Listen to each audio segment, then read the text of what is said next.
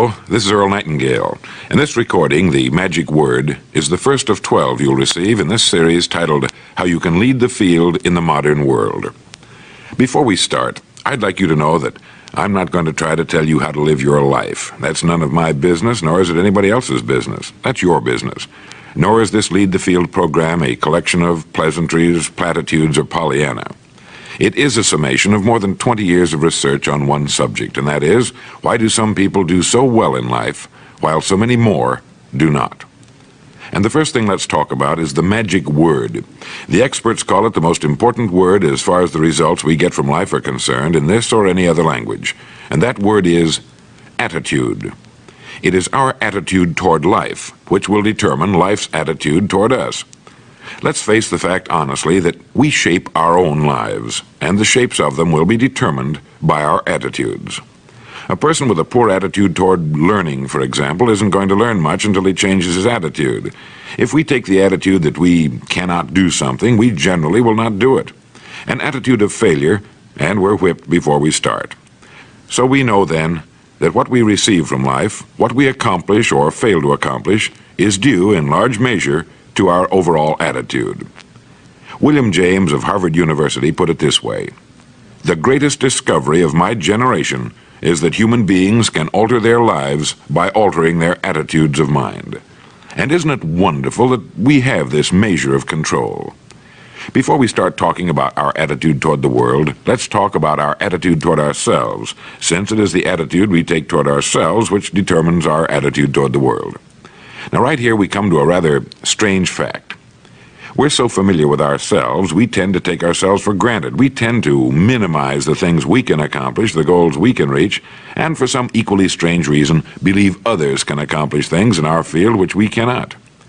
There are literally millions of human beings living narrow, darkened, frustrated lives, living defensively, simply because they take a defensive, doubtful attitude toward themselves, and as a result, toward life in general. Many people are suspicious of and oppose change, yet change is the one thing in life on which we can absolutely count. People who stay young all the years of their lives not only welcome change, but see it for what it really is: new opportunity, new chances for further fulfillment. Attitude is a reflection, a result of a person's will. It is incalculably powerful. It can bring about marvelous results for us, but we need to train it patiently, day by day. Now let's talk about the attitudes of people who are successful. The top 5% of the people who go sailing through life from one success to another, and who, even when they fail at something, shrug it off and head right out again. No matter who the person is or what he does, men and women in sales, business executives, people in all the professions, wives and mothers, students, top people in the armed forces, public servants, men and women in the service of religion, working men and women in all fields of endeavor, wherever you find a person doing an outstanding job and getting outstanding results, you will find a person with the right kind of attitude. These people take the attitude toward themselves that they can accomplish what they set out to accomplish, that there's no good reason on earth why they can't be competent, successful. They have a healthy attitude toward themselves and, as a result, toward life and the things they want to accomplish. And because of this, they achieve some remarkable things, and they come to be called successful, outstanding, brilliant, lucky, and a lot of other things. They're quite frequently no more brilliant or outstanding than the majority of the people by whom they're surrounded. But they did develop the right attitude, and they found their accomplishments not too difficult, and many times surprisingly easy, simply because it seems that so few are really trying, really believe in themselves. Successful people come in all shapes and sizes and in widely varying degrees of intelligence, background, and so on. But they all have one thing in common. They expect more good out of life than bad. They expect to succeed more than they fail. If you want something worthwhile, take the attitude that there are a lot more reasons why you can have it than there are that you cannot, and set out to earn it. Go after it, work at it, ask for it, and 9 times out of 10, you'll get it. Our environment is really a mirror of our mental attitude. If we don't like our environment, we have to change our attitude first. Now, the world plays no favorites. It's impersonal. It doesn't care whether we change or not. Adopting a good, healthy attitude toward life doesn't affect the world and the people in it nearly as much as it affects us. It would be impossible to even estimate the number of jobs which have been lost, the number of promotions missed, the number of sales not made, the number of marriages ruined by poor attitudes. But you can number in the millions the jobs which are held but hated, the marriages which are tolerated but unhappy, all because of people who are waiting for the world and others to change toward them, instead of being big enough and wise enough to at least make a test which will prove beyond any shadow of a doubt where most or at least a big part of the trouble lies. Studies made of the lives of literally thousands of successful people have shown that they radiate confidence, assurance, they expect success, and they get success. You can spot these people by the way they walk, by the way they look and act. You can feel it about them when they enter a room. They may be short and fat, or tall and thin, or any combination in between, but they have about them the attitude of success. In the record Greener Pastures, I'll get into this next statement, but right now I want you to realize, if you don't already, that in 5 years or less, you can get right to the top of the work you're now doing. I know this, but the important question here is, do you know this? The minute you do know it, you'll have this right attitude I'm talking about. The easiest and most effective means of forming a good attitude habit is to begin to act as though you have a good, positive, expectant attitude toward life. That's right. Begin right now to walk, act, and look as though you belong to this group. If you're already in the top 5%, you'll know what I mean. If you've never tried it, you'll be amazed at what happens. Actions trigger feelings, just as feelings trigger actions. Now, let me tell you of a little test you can make which will prove beyond any shadow of a doubt that a good attitude can change a person's life as dramatically as walking from a darkened room into the bright, clear light of day. Not long ago, I read a line which went, "Life is dull only to dull people." This is true, but it also could have read, "Life is interesting only to interesting people," or "Life is successful only to successful people." Now, what I'm trying to say is that you must first become, mentally, from an attitude standpoint, that which you wish to achieve. A famous restaurateur was being interviewed by a reporter who asked, "When did you become successful?" He replied, "I was successful when I was sleeping on park benches, because I knew what I wanted to do and that I would do it." In short, his attitude had been one of success, of expecting success long before the material, the tangible rewards of success had been earned. We'll get into this particular phase of Lead the Field in record number 3, A Worthy Destination. But for now, remember that a person must act, look, and because of these things, feel successful before the success he seeks can come. Chances are you know people who seem to be what others call lucky. All kinds of good and wonderful things seem to happen to them, and they give the impression of happily sailing through life, having a wonderful time, and getting more accomplished in a year than most people do in 5. This has been figured out fairly scientifically, and if anyone will conscientiously go about the test I'm going to recommend, and stay with it every day for the next 30 days without fail, that person can join this small, happy, and extremely productive group of people. He'll find himself becoming lucky, as they say, and most of his problems will pretty well take care of themselves. Of this you can be sure. The results will be nothing short of amazing. Now, it makes no difference how good a person's attitude has been in the past. Anything can be improved upon, and it's the small refinements upon something already good that makes it great. So here's the test. For the next 30 days, act toward the world, everything and everyone with whom you come in contact, with the attitude which represents the kind of results you want to achieve. That is, if the result you want is more success in what you're doing, act as though you are already in possession of the success you seek. If you want others to treat you with admiration and respect, treat others with admiration and respect first. Have you ever stopped to think of this? Every human being on earth is the most important human being on earth as far as he or she is concerned. You may never get anyone to admit it, but it's a fact. So for the next 30 days, treat every person with whom you come in contact as the most important person on earth, remembering as you do so that as far as that person is concerned, he is.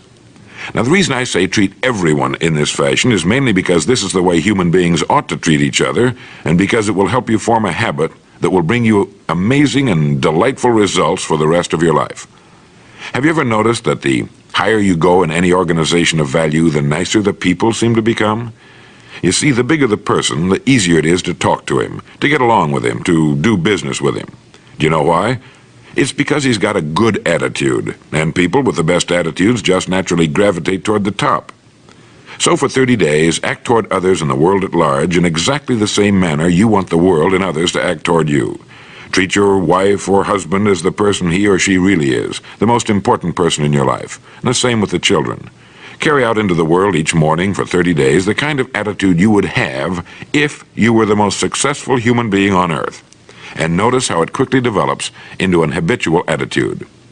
When a person does this, he should realize he has already placed himself on the road to what he seeks. He is right now in the top 5% of the people in this or any other country. He has prepared the ground and planted the seed. He has made of himself a magnet, an embodiment of that which he seeks.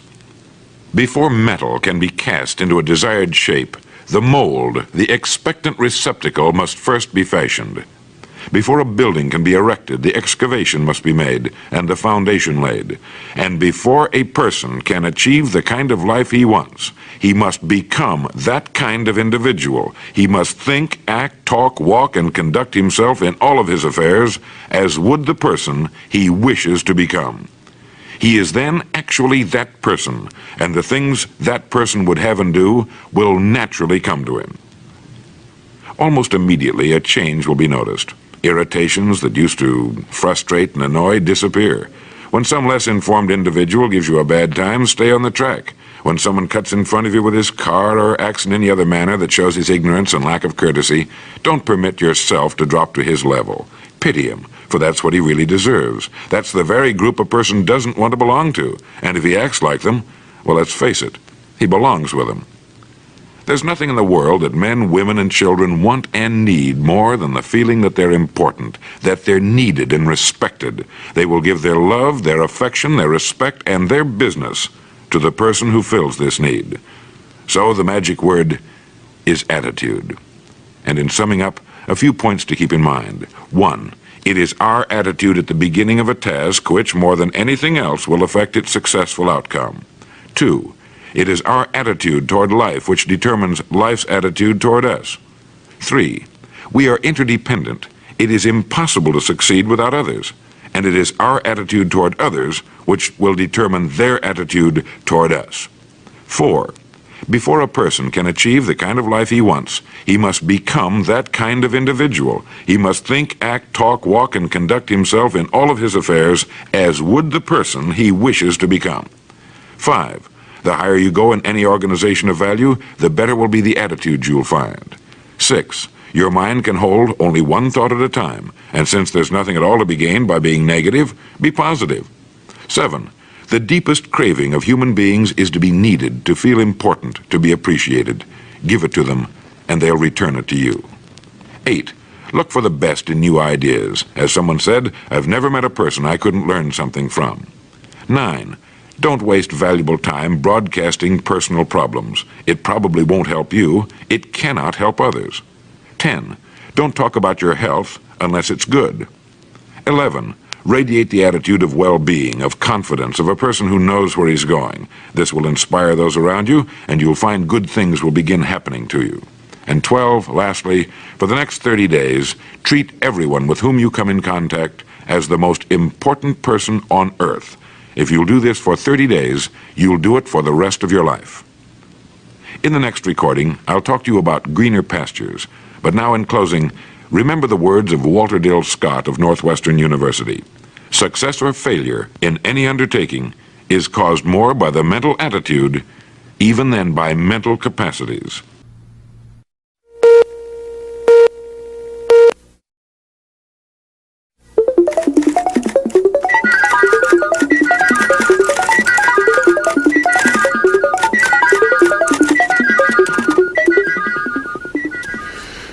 Maybe you saw the news item some time back about a Canadian farmer who sold his Stradivarius violin for, I think it was in the neighborhood of $60,000.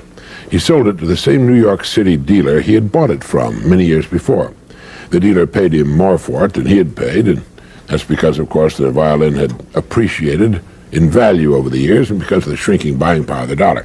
But the farmer sold his precious violin by the world's most famous violin craftsman because, as he put it, I'm getting old and I have no children to leave it to, and by getting it back in the hands of the dealer, he knew that it would wind up with someone who would treasure it as he had.